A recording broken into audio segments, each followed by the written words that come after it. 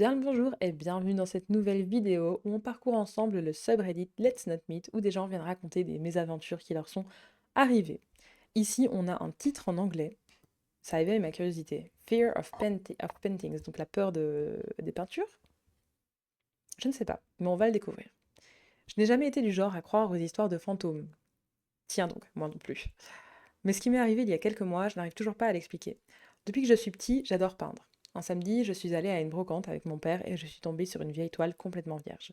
Le vendeur m'a regardé bizarrement avant de me dire: Si tu peins dessus, termine toujours ce que tu commences. On dirait tellement un début de film, genre la toile elle est maudite ou je ne sais pas, bref. J'ai rigolé, je l'ai acheté pour quelques euros et je suis rentrée. Le soir, j'ai commencé à peindre le portrait d'une femme que j'ai inventé complètement. Au bout d'une heure, j'en ai eu marre, alors j'ai laissé le tableau sur mon chevalet et je suis allée dormir. Vers 3 heures du matin, je me suis réveillée sans raison. Ma chambre était silencieuse, mais j'avais cette impression étrange que quelqu'un me regardait. J'ai allumé la lumière et mes yeux sont directement tombés sur le tableau. Je ne sais pas comment expliquer, mais j'aurais juré que le visage de la femme était un peu plus détaillé que lorsque je m'étais couchée. Je me suis convaincue que j'étais juste fatiguée. Le lendemain, en regardant une photo que j'avais prise du tableau la veille, j'ai remarqué que les yeux n'étaient pas au même endroit. Ah! Eh oh! Ça me donnait frisson, pourtant je crois pas aux histoires de fantômes, mais là je me mets dans un mood où je lis plusieurs histoires depuis tout à l'heure, donc bref, les yeux ne sont pas au même endroit. Sur la photo, elle regardait vers le bas. Devant moi, elle semblait regarder droit dans ma direction. J'ai commencé à avoir un mauvais pressentiment, mais j'ai quand même continué à peindre pendant plusieurs jours.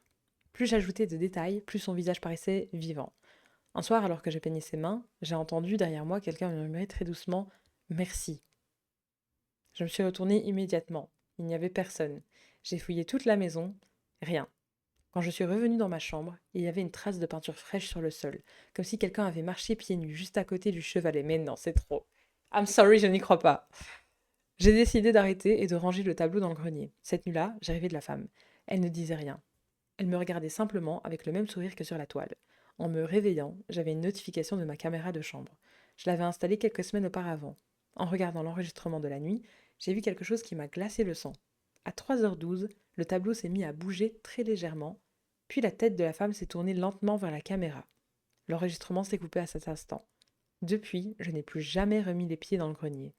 Le pire, c'est que parfois, quand je passe devant la trappe, j'entends un bruit d'un pinceau qui frotte doucement une toile, alors que personne n'est censé être là. Waouh! Cette histoire est bonne, mais elle est tellement grosse que je n'y crois pas. Je suis trop sceptique de ce genre de d'histoire. Là, c'est trop gros, mais c'est un bon petit scénario de film, quoi. Mec, ton histoire est ouf, c'est terrifiant. Jamais j'achèterai de tableau dans une brocante après avoir lu ça, c'est bon. Ah, il va tous nous traumatiser, on va plus faire les brocantes. Quelle horreur! Bah, l'histoire était bonne, et en tout cas, elle était bien rédigée, donc ça fait vraiment plaisir de lire un truc bien rédigé, parce que parfois, il y a vraiment une ponctuation inexistante, et c'est pas les choses les plus agréables à lire. Surveillez bien vos fenêtres, attention. Encore une fois, c'est quelqu'un qui nous raconte une histoire qui date, genre vraiment, de leur préadolescence, début d'adolescence. Bref, surveillez bien vos fenêtres. Je devais avoir 13 ans quand cette histoire m'est arrivée. Ce jour-là, je devais rester toute seule une après-midi et une nuit, mes parents étaient allés à un restaurant, puis devaient ensuite aller à un hôtel, et ma petite sœur était partie dormir chez une copine. Entre 13h et 15h, je ne faisais pas grand-chose à part regarder quelques films, séries et jouer à des jeux vidéo sur mon PC. Classico-classique, quoi. Un moment, je finis par me lasser de tout ça et je décide d'appeler une amie en appel vidéo pour lui montrer l'intérieur de ma maison, car j'avais emménagé il n'y avait pas si longtemps que ça. Je ne regardais pas vraiment les pièces où je passais durant l'appel, car je regardais mon téléphone pour voir les réactions de mon amie. Et je me contentais juste de lever mon téléphone au-dessus de la tête. Allez, c'est bon. J'ai compris ce qui va se passer, évidemment. Une fois l'appel terminé, vers 18h, je commence à me sentir un peu fatiguée. Je m'allonge. Bon, je m'allongeais, mais j'aime pas quand ils racontent leurs histoires en conjuguant comme ça pour faire un effet de roman. C'était resté simple. Bref, je m'allonge donc dans mon canapé pour faire une petite sieste. Je me réveille en sursaut vers 20h30, pas à cause d'un cauchemar, mais à cause de cette sensation que tout le monde a déjà ressentie en vivant un trait d'horreur. De l'angoisse. Ce mauvais pressentiment, comme si je me sentais observée ou que quelque chose allait mal se passer. Au départ, j'ignorais ce pressentiment en essayant de regarder une série ou de lire un livre, mais plus le temps passait, plus il s'intensifiait. Maux de tête, ventre, frissons, sueur froide. À un moment, vers 21h, le soleil commençait à se coucher, je me suis souvenu que mes parents m'avaient demandé de sortir les poubelles, une chose que j'avais évidemment complètement oubliée. J'enfile alors une paire de chaussures, une veste au hasard, en priant pour que les voisins ne voient pas ma dégaine. Qui n'a jamais vécu ça? J'attrape les sacs poubelles, j'ouvre la porte d'entrée avant de sortir pour essayer d'évacuer toute mon anxiété et en me disant que de toute façon, je suis seule. J'ai perdu ma ligne. Je me mets à crier que la personne qui est ici ferait mieux de déguerpir avant l'arrivée de la police, car ils sont en route. Le coup de bluff. C'est vraiment un film d'horreur.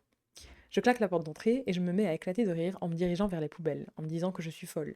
Quelques minutes plus tard, je reviens dans ma maison et d'un coup, mon angoisse avait totalement disparu. Ah bon? Moi, ça aurait été l'inverse, je pense. Quelle horreur. Je me dis que j'étais parano et que j'avais besoin de faire une petite folie pour évacuer tout ça. Peut-être ouais, un effet cathartique comme ça de... je sais pas. Malgré cela, j'avais un peu froid car j'étais à l'intérieur de ma maison, comme si un courant d'air rentrait à l'intérieur. Je décide donc de suivre cette sorte de courant d'air et là, je tombe sur la fenêtre du bureau de ma maison grande ouverte. Voilà, le début de la fin. Je finis par me rappeler de l'appel vidéo que j'avais eu avec mon ami, que j'étais passée dans cette pièce sans trop y prêter attention. J'avais donc décidé de l'appeler les larmes aux yeux, et je lui demande de répondre avec sa plus grande honnêteté si elle se souvenait de cette fenêtre et si elle était ouverte ou non. Mon avis se fige pendant quelques secondes et me dit lentement qu'elle m'assure que cette foutue fenêtre était fermée. Traduction, quelqu'un était bel et bien dans la maison au moment où j'ai crié et a pris la fuite suite au mensonge que j'avais dit. Ah. J'avais appelé mes parents en leur expliquant la situation. Ils étaient venus aussi vite qu'ils ont pu et ont appelé la police. Évidemment, la personne était introuvable et aucune trace d'effraction ou d'objet volé n'ont été détectées. Enfin presque. Quelque chose avait bien été volé. Un gros couteau qui était caché dans le tiroir de mon bureau pour légitime défense en cas de danger, que j'avais complètement oublié de prendre par la même occasion. Ouais, donc elle avait mis un petit mécanisme de défense en place et puis elle l'a oublié. Mais flippant. Depuis ces jours, je n'ai plus jamais voulu rester seule chez moi, par peur que l'intrus revienne, peut-être même accompagné ou avec une autre arme, et nous avons décidé de toujours vérifier si nos portes et nos fenêtres étaient bien verrouillées chaque nuit. Et je vous invite à faire de même. C'est glauque, hein. C'est creepy. Évidemment, ça donne pas envie de rester seul après. Comment tu peux, en fait, recouvrer une certaine tranquillité d'esprit après qu'il se soit passé ça chez toi, quoi. Flippant. Bon, allez. Une dernière, super, le titre. L'ombre au fond de mon lit, au bout de mon lit. C'est court, simple, efficace. J'ai décidé de raconter cette histoire qui est en réalité surtout celle de mon frère. Ça se fait aussi beaucoup, ça. Il y a des gens sur le subreddit qui racontent des histoires qui sont pas forcément les leurs, mais une histoire de famille, une histoire, j'allais dire d'amis, mais c'est plus rare. Surtout des histoires de famille. Bref. Cette histoire s'est passée il y a plusieurs années maintenant. Nous venions de déménager dans une nouvelle maison avec nos parents, vu que nous étions encore enfants, adolescents. La maison avait besoin de travaux, donc pendant un moment, nous dormions dans la même chambre. Je l'ai déjà lu celle-là, non? C'est pas grave, je vais vous la lire au cas où vous n'avez pas vu mes autres vidéos. Et en réalité, il s'est passé plein de trucs que mes parents et mon frère ont vécu, étranges. Moi aussi j'en ai vécu, mais moins qu'eux. Donc je dormais toujours et mon frère s'était réveillé. Je ne sais pas pour quelle raison, il m'a expliqué quelques semaines après que cette nuit-là, il avait vu une ombre blanche entre nos deux lits, pardon, j'en perds mon latin, nous regarder. D'après mes souvenirs, il avait dit quelques semaines après que l'ombre était une femme avec une longue robe ample et tout en blanc, comme l'ombre. Mais ça c'est trop cliché, pardon, je peux pas y croire. Parfois dans ma chambre, je me sens observée. Et j'ai déjà eu l'impression plusieurs fois que quelqu'un m'appuie sur la cage thoracique et ça me complique la respiration. En sachant que quand on est arrivé dans la maison, on avait appelé un prêtre qui avait béni la maison. Ah bon? Donc ça veut dire que d'entrée de jeu, peut-être la famille elle croit à des phénomènes paranormaux et qu'elle se dit on entre dans une nouvelle maison, on met toutes les chances de notre côté, vas-y, on fait bénir la maison. J'ai deux autres histoires que je pourrais raconter en rapport avec mes parents et mon frère, mais la meilleure est de très loin, celle de mes parents. Mais je crois que du coup c'est une autre histoire. C'est pas celle-ci, mais c'est une autre histoire de cette personne-là que j'ai racontée dans une autre vidéo. Je crois.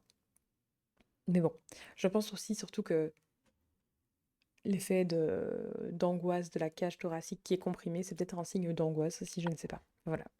Moi j'ai juste vraiment beaucoup de mal à croire au paranormal, même si, mettez-moi dans une maison prétendument hantée, faites-moi passer une nuit là-dedans, bien sûr que je vais flipper. Et pourtant, je n'y crois pas, je suis trop sceptique et j'ai quand même un petit frisson de what if.